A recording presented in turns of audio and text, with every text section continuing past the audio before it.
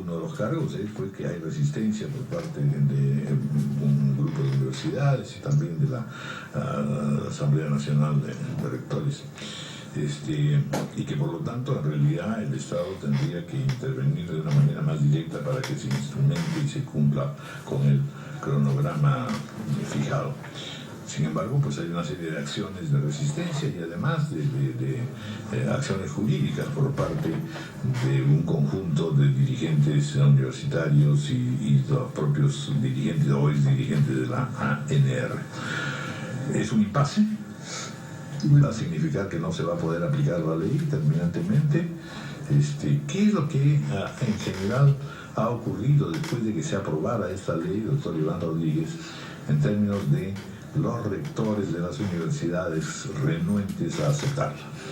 Bueno, gracias por la invitación, y lo que podría decir es que hay una incongruencia entre la realidad y la ley, y no se quiso escuchar lo que se decía con anticipación. No es fácil reestructurar a la universidad, porque lo que está ocurriendo es que se está desarmando lo que estaba armado. Disolver una asamblea universitaria da también problemas. Volver a hacer una elección para conformar una asamblea universitaria implica muchas cosas. La ley ha establecido para las universidades públicas la jubilación a los 70 años. Los más antiguos están por esa edad. Entonces, las universidades nacionales tienen estos problemas. Si entre los antiguos están los de 70 años, ¿cómo los eliminamos? Hay derecho a un reclamo. Ahora, si los eliminan, hay cuestionamientos y hay impugnaciones. Por otro lado, siempre implica una inversión, hay costos. No es asunto de decir hay que reponer la asamblea universitaria y eso se queda así, ¿no? Hay, suponiendo unos costos simples, la elección es una jornada de un día.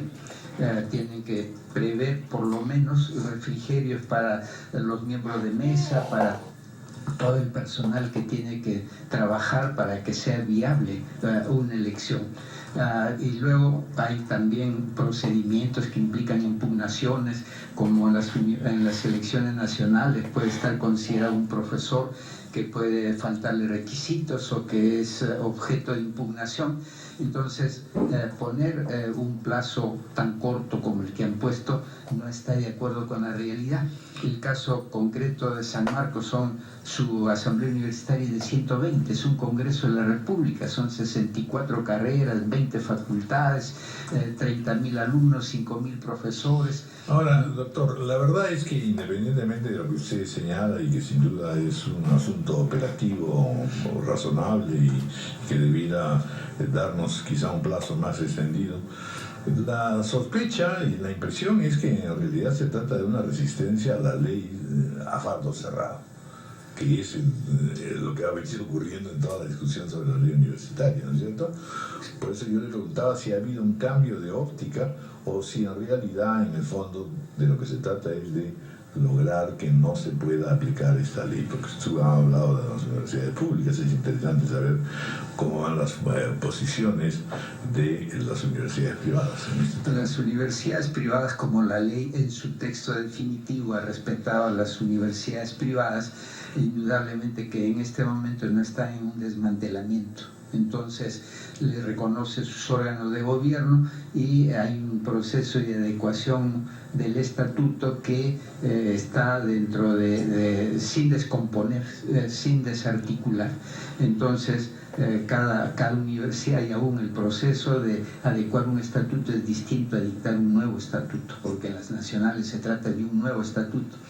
Entonces han respetado, pero eso no quiere decir que todo ande perfectamente. El problema más grande está en las normas del reglamento de la SUNEDU que todos esperamos y que sin duda dará lugar a acciones judiciales, porque dentro del sistema jurídico hay los mecanismos jurídicos también de defensa, ¿no?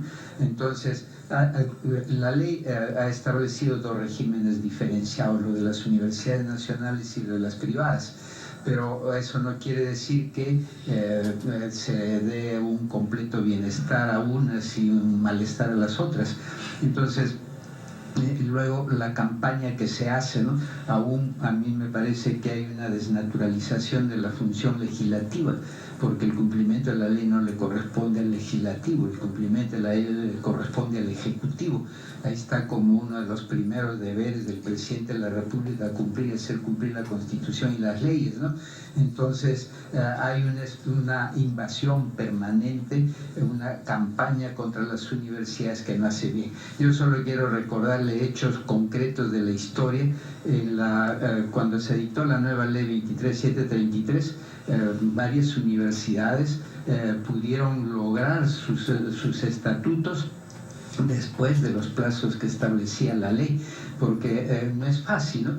La universidad no es una escuela de oficiales, no es una institución donde tengamos unos componentes completamente bajo disciplina y de obediencia, ¿no? Sino hay sistemas, por ejemplo, cuando la inscripción de la lista tiene un plazo, tiene plazo para tachas, es decir, hay igual que un proceso electoral nacional, entonces los tiempos no se pueden cortar. Si se quisiera decir también, todo lo que es procedimiento son normas de orden público y tienen que ser acatadas, ¿no? Entonces, como no se ha conocido bien eso, se ha dictado la ley, pero sin una compulsa con la verdadera realidad para decir lo que es factible y lo que va a dificultar.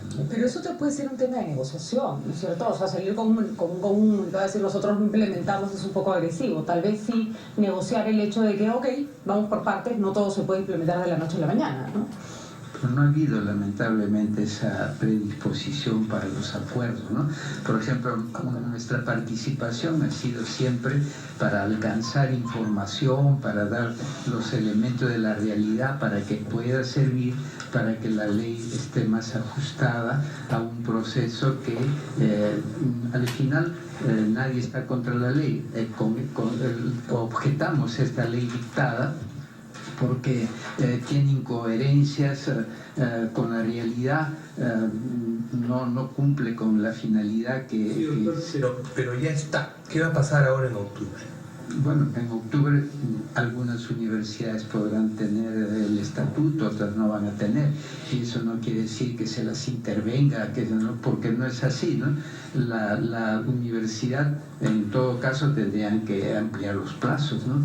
Usted nos dice que no ha encontrado esa voluntad de diálogo para tratar de acordar posiciones. Bueno, en realidad parece que no, porque también ellos están convencidos de que esto se tiene que hacer sí o sí, y para eso hay un debate extenso y una pelea, una lucha también mediática por sacar adelante este tema. Y si es que eso continúa así, ¿qué va a pasar? Esa es mi pregunta. Bueno, ya están destruidas las universidades, el daño ya está hecho, así modificaran la ley, ya se las postró. Imagínense ustedes si en el ranking internacional figura San Marcos y figuran otras universidades nacionales, ahora pues viene un estado de estancamiento y de retroceso, entonces eso debió de evitarse. Cuando nos comparan con las universidades extranjeras, imagínense, Harvard tiene millones de libros, una biblioteca de millones, ¿no? Su presupuesto es de millones, premio Nobel alumnos, premio exalumnos, premio Nobel profesores, es decir, hay una distancia completamente sideral en relación a la universidad peruana. Las comparaciones pues en realidad serían justamente en función de cómo se organiza el sistema universitario peruano, y este ha sido un desastre continuo, en realidad, con algunos pequeños aciertos. Desde el punto de vista legal, ¿qué es lo que va a hacer la Asamblea Nacional de Rectores, doctor Marco Antonio Ríos?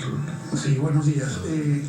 Existe un problema también referido a los plazos y las formas. Probablemente... Porque claro, si fuera solamente el tema de los plazos, bueno, puede considerarse que se amplíen los plazos. Pero para ser sinceros, sabemos que hay detrás. Hay una resistencia a una ley que cambia un estatus que hasta el momento ha sido consentido por autoridades universitarias. Claro, pero resistencia que de algún modo se ve reflejada en una acción de inconstitucionalidad presentada por 47 congresistas, nada menos, es un poco menos de la mitad de congresistas, que por algo será. Existen también otras acciones de inconstitucionalidad contra la ley, contra varios aspectos de la ley, interpuestas por colegios de abogados, por el Colegio Lima Norte, y hay además acciones de amparo interpuestas por muchas universidades del país en distintos lugares, por precisamente algunos aspectos que el doctor lo ha explicado ahora. Respecto de la Asamblea Nacional de Rectores tenemos un problema mayor, que es el siguiente. En principio, entendemos que el apetito, entre comillas, por querer entrar a la Asamblea Nacional de Rectores, que es un órgano exclusivamente de coordinación interuniversitaria, es por el local que tenemos, el local que fue donado a la Asamblea Nacional de Rectores y cuya construcción, levantamiento del edificio, ha sido con aporte de las universidades privadas, con dinero privado. O sea, no es realmente un inmueble que sea netamente público. Pero el punto es el siguiente. Se dispone la extinción de la Asamblea Nacional de Rectores como órgano de coordinación y se establece una fórmula para poder hacerlo. Esa fórmula ha tenido un tremendo problema. ¿Por qué? Porque la ley le da 3 facultades al Ministerio de Educación. En principio el Ministerio de Educación no es el órgano rector, ni mucho menos, y no tiene injerencias a la Asamblea Nacional de Rectores. Por eso la ley le da solamente 3 facultades. Primero, instalar el grupo de trabajo que se va a encargar del cierre, luego ampliar el plazo, si fuera el caso, y finalmente dictar las disposiciones relativas a todo el tema que salga para el cierre, pero que salgan del seno del grupo de trabajo. El grupo de trabajo se compone por 3 miembros. Un representante del Ministerio de Educación, un representante de la Superintendencia de Bienes y un representante de la Asamblea Nacional de Rectores. Como comprenderán, la Asamblea Nacional de Rectores no pertenece al Poder Ejecutivo. De manera que por ahí ya tenemos un problema de números porque tenemos 2 votos cada uno. Pero lo singular del tema es lo siguiente. La ley, como ha sido hecha parchada entre gallos y medianoche, establece que mediante resolución ministerial se instalará el grupo de trabajo en un plazo no mayor de 10 días. Eso dice la ley. Desafortunadamente, y afortunadamente para la institución de la universidad, porque da tiempo para que puedan establecerse todas las acciones que ya se han hecho y ojalá que el Poder Judicial resuelva inmediatamente los cuestionamientos. Bueno, da un plazo de 10 días. ¿Y qué hace el Ministerio de Educación? Es exclusiva responsabilidad del Ministerio de Educación. Dicta la resolución ministerial 349 el día 31 de julio. O sea, mucho más allá de los 10 días que establecía la norma.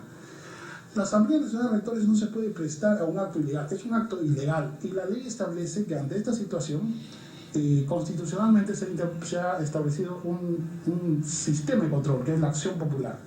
¿Qué ha hecho la Asamblea Nacional de Rectores? Lo que ha hecho es eso, decirle al Poder Judicial, señores, el Ministerio de Educación no cumplió con la ley, no dictó la resolución dentro del plazo y ahora pretende imponer fuera de los términos legales todo lo que han pretendido hacer. Han hecho un reglamento de cierre que aplicando normas sobre fusión. Esta no es una fusión, no es una transferencia de gestión, es un cierre que ha dispuesto una situación absolutamente especial porque no existe norma que establezca el cierre de una institución pública. Normalmente no cierran, se transforman, mutan, cambian, pero acá se ha dispuesto el cierre porque, entre otras cosas, lo que se quiere es, como ha dicho algún militar retirado, quieren introducirse a la fuerza a la Asamblea Nacional de Rectores. Señor, la Asamblea Nacional de Rectores tiene un presupuesto de 5 millones de soles, y de los cuales el 60%, 70% se van en el pago de las jubilaciones a los profesores de todas las universidades por mandato legal.